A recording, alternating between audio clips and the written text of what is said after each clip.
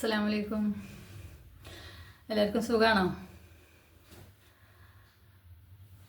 എനിക്കും എൻ്റെ കുടുംബത്തിനും സുഖം തന്നെ.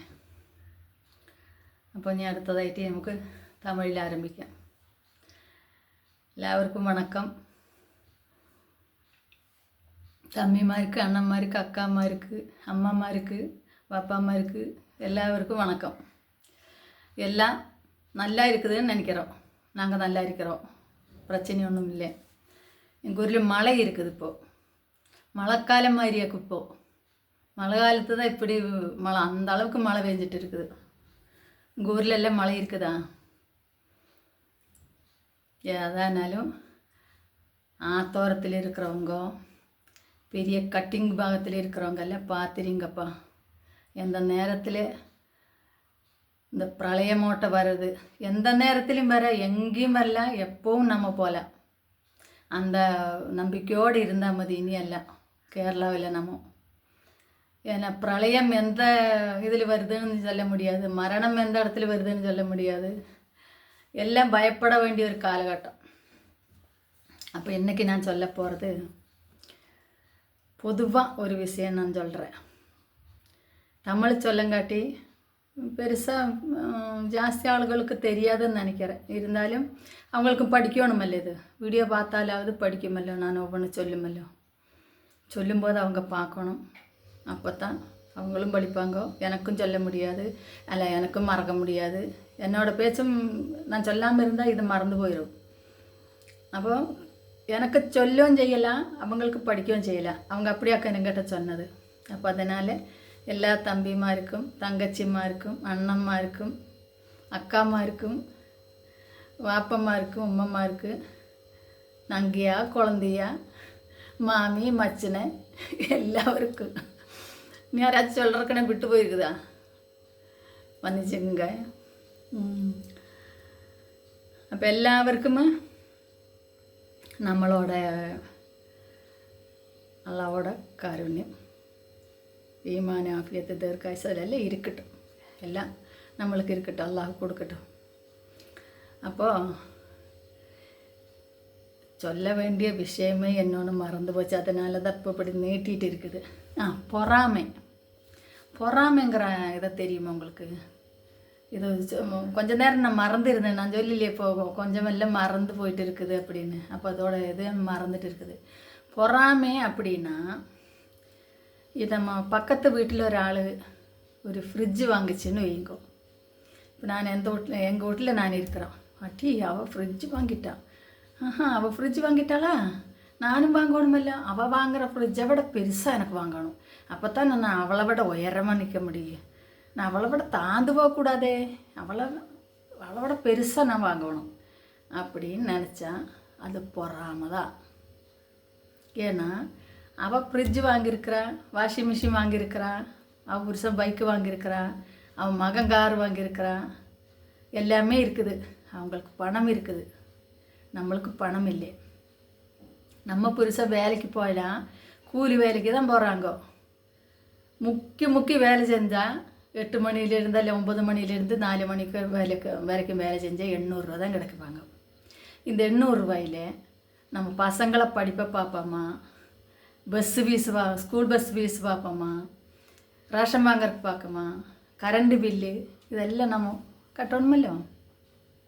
அப்போது நம்மளோட வருமானம் என்னமோ அந்த வருமானத்துக்கு அனுசரித்து குடும்பம் கொண்டு போகிறக்கு, குடும்பத்துக்குள்ளே இருக்கிற மனைவிகோ அல்லாட்டி அம்மமார் அவங்க தான் தயாராகணும். தெரிஞ்சுதா? ஆம்பளைகளும் வெளியில் போய் வேலை செஞ்சு நம்ம கையில் கொண்டு வந்து கொடுக்கும்போது, ஆனால் இன்னொன்று இருக்குது, நம்ம கையில் கொடுக்குற ஆம்பளைகளும் இருக்குது, கொடுக்காத ஆம்பளைகளும் இருக்குது. கொடுக்காதவங்க நான் சொல்கிற ஆளுகளுப்பட்டவங்க அல்ல. அப்படியே புருஷன் வேலை செஞ்சு பொழுதோட வந்து பொண்டாட்டி கிட்ட காசை கொடுக்குறவங்களுக்கு தான் நான் சொல்கிறது பொருந்தும், அல்லாதவங்களுக்கு பொருந்தாது. ஏன்னா அவங்கள கையில் காசே கிடைக்க மாட்டேங்குது. அப்போது இதே மாதிரி நம்ம இந்த ஒரு தமிழில் பெரிய நல்ல வயசான பாட்டிமார் இருக்காங்க. அந்த பாட்டிமார் என்ன சொல்லும் தெரியுமா? 6 கொடுத்தா 100 ஆக்கிற பொம்பளை தாண்டி பொம்பளை, இது 6 கொடுத்தா 60 செலவு பண்ணுற பொம்பளை என்ன பொம்பளைடி நீ அப்படின்னு கேட்பாங்க. அப்போ இது புரிஞ்சிருக்கும்னு நினைக்கிறேன். சில பேர்த்துக்கு புரிஞ்சிருக்கும், சில பேர்த்துக்கு புரியாது. 6 கொடுத்து 100 ஆக்கிற பொம்பளைகள் தான் நம்ம குடும்பத்துக்கு அவசியம். 6 கொடுத்து 60 செலவு பண்ணுற பொம்பளைகளை நம்ம குடும்பத்தில் இருந்தால் லோனே வா வா வா வா அப்படின்னு சொல்லி போட்டு இந்த பக்கம் லோன் எடுக்கும், அந்த பக்கம் லோன் எடுக்கும், அந்த பக்கம் லோன் எடுக்கும், பட்டாயம் கொண்டு பேங்கில் போட்டு லோன் எடுக்கும். இது லாஸ்ட்டுக்கு என்ன ஆகும் தெரியுமா? கடத்தினாலே அங்கேயும் இங்கேயும் திரும்ப முடியாது. கூட்டு குடும்பத்திலிருந்தும் வாங்க முடியாது, வெளியிலிருந்தும் வாங்க முடியாது, அக்கம் பக்கம் கொடுக்க மாட்டா, அண்ணன் தம்பி கொடுக்க மாட்டா, ஏன் பெத்த அம்மாலே கொடுக்க மாட்டா. இவளுக்கு இதே ஒரு ஜோலியாக போச்சு அப்படின்னு கேட்பாங்க. அப்போ அதனால எல்லாருமே டைமு பார்த்தது 5 செகண்டு தான் இருக்குது, 5 மினிட்டு தான் இருக்குது. அப்போது நம்மளுக்கு ஜிபியெல்லாம் கம்மி தான் இருக்குது. 239 ரூபா சார்ஜ் பண்ணால் 1.5 GB இருக்குமாம்மா. அதில் நேற்றுக்கு தான் நான் கேட்டேன். 1.5 GB இப்படி வெடியாலே ஒரு வீடியோவும் மத்தியானத்துக்கு மேலே ஒரு வீடியோவும் அப்லோடு பண்ணிட்டேன்னா அப்போ ஒரு 10 நிமிஷம் இல்லாட்டி ஒரு 20 நிமிஷம் தான் எனக்கு பார்க்க முடியும்னு நினைக்கிறேன். நான் எல்லோரும் 1/2 மணிக்கூர் 1 மணிக்கூர் பார்த்தாலும் சரின்னு வைங்களேன். இந்த 1 மணிக்கூர் நேரத்தில் நான் எந்தெந்த வீடியோ பார்க்க முடியும்? அப்போ இருந்தாலும் நான் வேறு இதெல்லாம் நிறுத்தி வச்சு போட்டு எனக்கு பார்க்க முடிஞ்ச வீடியோகள் எல்லாம் நான் பார்க்க. நான் ஒராளோட 2 ஆளோட வீடியோன்னு இல்லை, எல்லா வீடியோகளும் பார்க்கும். அப்போ தான் நமக்கு சரியது தப்பேதுங்கிறத கண்டுபிடிக்க முடியும். தப்பாக சொல்கிற வீடியோவும் கேட்கும், நல்லது சொல்கிற வீடியோவும் கேட்கும், விமர்சன வீடியோ கேட்கும், சங்கடப்படுற வீடியோ கேட்கும், செய்தி கேட்கும். எனக்கு மெயினாக இருக்கிற ஒரு இது செய்தி தான்.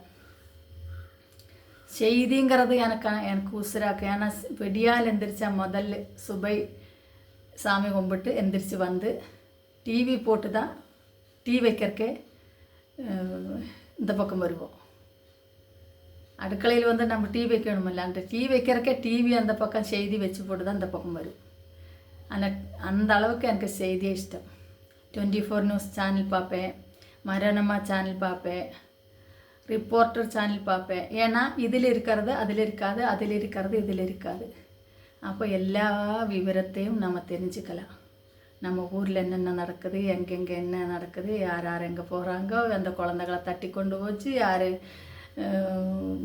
காணாமல் போச்சு, இதெல்லாம் நம்ம தெரிஞ்சுக்கலாம். அப்போது எல்லாரும் வீடியோ பாருங்க, கமெண்ட் பண்ணுங்க, சப்போர்ட் பண்ணுங்க, சப்ஸ்கிரைப் பண்ணுங்க. இனி என்ன சொல்லணும்? எல்லாம் நல்லா இருக்கிறாங்கல்ல, எல்லாம் நல்லா இருக்கணும். இதான் பொறாமைகள் இல்லாமல் இருக்கணும். பக்கத்து வீட்டில் இருக்கிறவங்க என்னமோ பண்ணிட்டு போகிறா, நம்ம வீட்டில் நம்ம என்ன பண்ணணும், அதைத்தான் நம்ம பார்க்கணும். நீ நம்ம வீட்டில் இல்லை அப்படின்னு பக்கத்து வீட்டுக்காரி வந்து நம்ம வீட்டில் இல்லை, உங்களுக்கு ஃப்ரிட்ஜ் இல்லை, உங்களுக்கு வாஷிங் மிஷின் இல்லைன்னு சொல்கிறேன்னு வச்சுக்கோங்களேன். ஆமாம், எங்களுக்கு இல்லை, எங்கள் கையில் எந்த வருமானம் இருக்கோ அந்த அளவுக்கு தான் எங்களால் போக முடியும். உங்களுக்கு நம்ம சங்கடம் இருந்து ஒன்று வாங்கி வைங்க, வாங்கி கொடுங்க, நான் வச்சுக்கிறேன் அப்படின்னு சொல்லுங்க. தெரிஞ்சுதா? ஏன்னா உங்களுக்கு வாஷிங் மிஷின் இல்லை, ஃப்ரிட்ஜ் இல்லைன்னு உங்களை அவங்க வந்து ஏகலமாக பேசுகிறேன்னா கேலி பண்ணுன்னு சொல்லுவாங்க, களியாக்கணும். அப்படி சொல்கிறேன்னா எங்களுக்கு இதுக்கு தான் வருமானம் இருக்குது, உங்களுக்கு வருமானம் இருக்குது, அதனால் நீங்கள் வாங்கிட்டீங்க. எங்களுக்கு வருமானம் இல்லை, கடன் வாங்கி நாங்கள் வாங்கினா இதை அடைக்க முடியாது, கடைசியில் எங்கள் குடும்பம் தற்கொலைக்கு தான் போகணும், தற்கொலை பண்ண வேண்டிய அவசரம் வரும், கடன் ஒருபாடு வாங்கி வச்சா, அதனால் நான் பண்ண மாட்டேன். உனக்கு என் வீட்டில் ஃப்ரிட்ஜ் இல்லை, மிக்சி இல்லை, வாஷிங் மிஷின் இல்லைன்னு நம்ம வேதனை இருந்தால் அம்மனி இதெல்லாம் வாங்கி கொடு, நான் வச்சு புழங்கிக்கிறேன்னு சொல்லுங்க. இல்லைங்களா? சந்தோஷமா? தமிழுக்கு அடியில் அப்போ மலையாளம் வந்து ஏறுது, எட்டைக்க ஒன்று வருது எட்டையா. அப்போ இனி தமிழ்லேயும் மலையாளத்துலேயும் வீடியோகளை செய்கிறோம். பாருங்கள், கமெண்ட் போடுங்க, அபிப்பிராயம் சொல்லுங்கள், சப்ஸ்கிரைப் பண்ணுங்கள், சப்போர்ட் பண்ணுங்கள். എല്ലാവർക്കും அந்த കാരുണ്യവാനായ അള്ളാഹുവോட കരുണ കടാശം நம்ம குடும்பத்தில் எல்லாവർக்கும் எத்தனை நாள் நம்ம உலகத்தில் நம்ம இருக்குதோ அத்தனை நாளுகளுக்கும் அல்லாஹு கருண கடாசம் கொடுத்து காப்பாற்றி நம்ம குழந்தைகளையெல்லாம் இந்த கெட்ட வழியில் போகாமல் ஈமானோட நல்ல வழியில் விட்டு அந்த ஆண்டவன் நம்மளை காப்பாற்றுமாறாவே வேண்டிக்கொண்டு அஸ்ஸலாமு அலைக்கும். மீண்டும் சந்திக்கும் வரைக்கும் வணக்கம். அஸ்ஸலாமு அலைக்கும்.